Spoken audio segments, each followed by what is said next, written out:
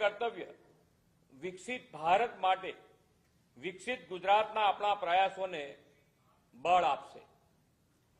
10,000 કરોડ રૂપિયાની ફાળવણી સાથેના બાયોફાર્મા શક્તિ કાર્યક્રમ દ્વારા દેશને ગ્લોબલ બાયોફાર્મા મેન્યુફેક્ચરિંગ હબ બનાવવાનું લક્ષ્ય રાખવામાં આવ્યું છે। ગુજરાત ફાર્માસ્યુટિકલ ક્ષેત્રમાં દેશનું લીડર છે અને બાયોફાર્મા શક્તિ કાર્યક્રમથી આ સેક્ટરને બૂસ્ટ મળશે। ટેક્સટાઇલ ક્ષેત્રમાં પણ ગુજરાત અગ્રેસર રાજ્ય છે।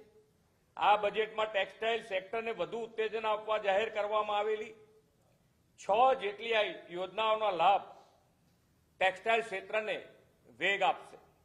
રાજ્યમાં 42.9 લાખથી વધુ એમએસએમઈ અર્થતંત્રની બેકબોન છે।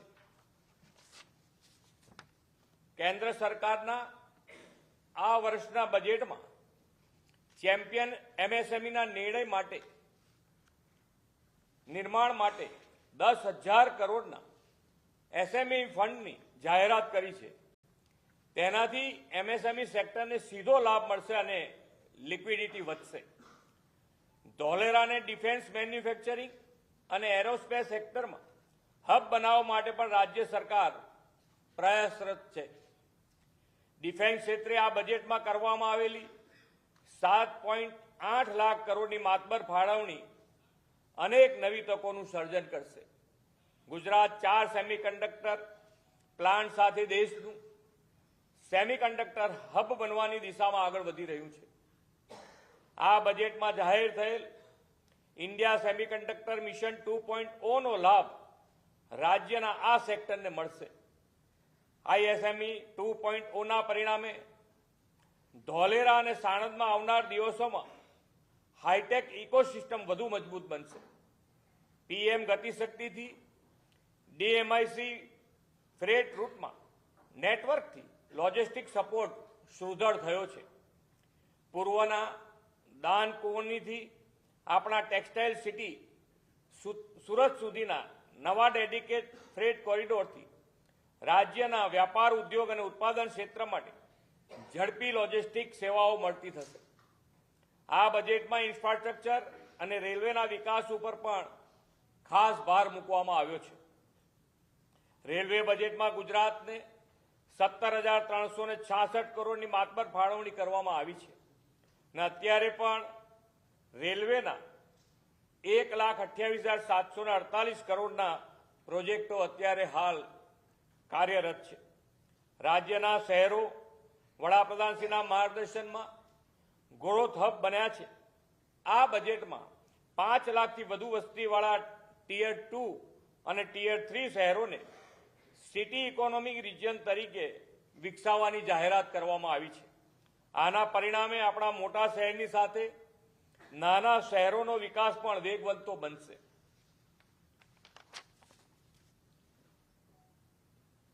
આ કેન્દ્રીય બજેટમાં મ્યુનિસિપાલિટી બોન્ડ માટે ખાસ પ્રોત્સાહન જાહેર કરવામાં આવ્યા છે। તેનો લાભ આપણી મ્યુનિસિપાલિટીઝને પણ મળશે। ગ્રામ્ય હસ્તક ઉદ્યોગો માટે આ બજેટમાં ખાદી, હાથશાળ અને હસ્તકલા અને વન ડિસ્ટ્રિક્ટ વન પ્રોડક્ટના વિઝનને મજબૂત બનાવવા માટે મહાત્મા ગાંધી ગ્રામ સ્વરાજ પહેલ જાહેર કરવામાં આવી છે। તેનાથી સ્થાનિક ઉત્પાદનો વૈશ્વિક બજાર સાથે જોડાશે અને બ્રાન્ડિંગમાં મદદ મળશે। વડાપ્રધાન શ્રીની વિઝનરી લીડરશિપમાં સ્થાપાયેલું ગિફ્ટ સિટી દેશનું ફિનટેક હબ બન્યું છે અને ઇન્ટરનેશનલ ફાઇનાન્શિયલ સર્વિસ ક્ષેત્રે વૈશ્વિક પ્રતિષ્ઠા ધરાવે છે। ગિફ્ટ સિટીમાં 10 વર્ષના ટેક્સ હોલિડેના બદલે હવે સળંગ 20 વર્ષના ટેક્સ હોલિડેના કારણે ઇન્વેસ્ટર્સ હવે વધુ ભરોસાથી અહીંયા ઇન્વેસ્ટ કરી શકશે અને રિન્યુઅલ વિના કંપનીઓનો તેનો લાભ પણ લઈ શકશે। વિકસિત ભારતની આવતીકાલે મજબૂત કરવા માટે બજેટમાં એઆઈ આધારિત ક્ષેત્રને મજબૂતી પર ખૂબ ભાર મૂકવામાં આવ્યો છે। 2047 સુધી ડેટા સેન્ટર સર્વિસ માટે ટેક્સ હોલિડે જાહેર કર્યો છે। તેનો સીધો લાભ ડેટા સેન્ટર્સને મળશે। બદલાતા સમયની સાથે યુવા તાલીમ લઈને કન્ટેન્ટ ક્રિએશનના ક્ષેત્રમાં આગળ વધે તે માટે ખાસ એનિમેશન, વિઝ્યુઅલ ઇફેક્ટ, ગેમિંગ અને કોમિક્સ સેક્ટરમાં 2030 સુધીમાં 20 લાખ પ્રોફેશનલ તૈયાર કરવાનું લક્ષ્ય રાખવામાં આવ્યું છે. આ માટે દેશમાં 15,000 જેટલી શાળાઓ અને 500 જેટલી કોલેજોમાં કન્ટેન્ટ ક્રિએટર લેબ સ્થાપવામાં આવશે. તેનો લાભ પણ યુવાનોને મળશે. કોમનવેલ્થની યજમાની કરવાનો આપણને અવસર મળ્યો છે.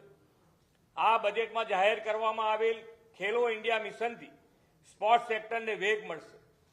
ગુજરાતના લોથલ, ધોળાવીરા સહિતના દેશના 15 પુરાતત્વ સ્થળોને જીવંત અનુભવી સાંસ્કૃતિક સ્થળો તરીકે વિકસાવવાની જાહેરાતથી વિકાસ બી વિરાસત બી સાકાર થશે. સાથે જ આઇકોનિક ટુરિઝમ પ્લેસ પર 10,000 જેટલા ગાઈડ તૈયાર કરવાની જાહેરાત થઈ છે. પરિણામે આપણા આઇકોનિક ટુરિસ્ટ પ્લેસ પર સ્થાનિક યુવાનો માટે રોજગારીના અવસર ઊભા થશે. વડાપ્રધાનશ્રીની પ્રેરણા અને WHOના સહયોગથી જામનગરમાં ગ્લોબલ ટ્રેડિશનલ મેડિસિન સેન્ટર કાર્યરત છે. તેને અપગ્રેડ કરવાની જાહેરાતથી પરંપરાગત ઔષધિઓના સંશોધનોનો વ્યાપ વિશ્વભરમાં વધશે. આ કર્તવ્ય દ્વારા ગ્રામીણ ક્ષેત્રે, કૃષિ ક્ષેત્રે સશક્ત કરવાની નેમ છે. નેશનલ ગ્રોથમાં ગુજરાતના મહત્વપૂર્ણ યોગદાનને ધ્યાનમાં લઈને 16મા નાણાં પંચ અંતર્ગત સેન્ટ્રલ ડિવોલ્યુશન 3.48થી વધીને 3.75% કરવામાં આવ્યું છે. તેના કારણે ગ્રામીણ ઇન્ફ્રાસ્ટ્રક્ચરને વેગ મળશે. સાથે જ કૃષિમાં એઆઈના ઉપયોગના પ્રોત્સાહનથી ખેડૂતો ટેકનોલોજીથી જોડાઈને આધુનિક બનશે. આદરણીય વડાપ્રધાનશ્રીના નેતૃત્વમાં સૌના સાથ, સૌના વિકાસના મંત્ર સાકાર કરીને આ બજેટ સર્વગ્રાહી વિકાસ અને કલ્યાણથી વિકસિત ભારતનું નિર્માણ કરશે.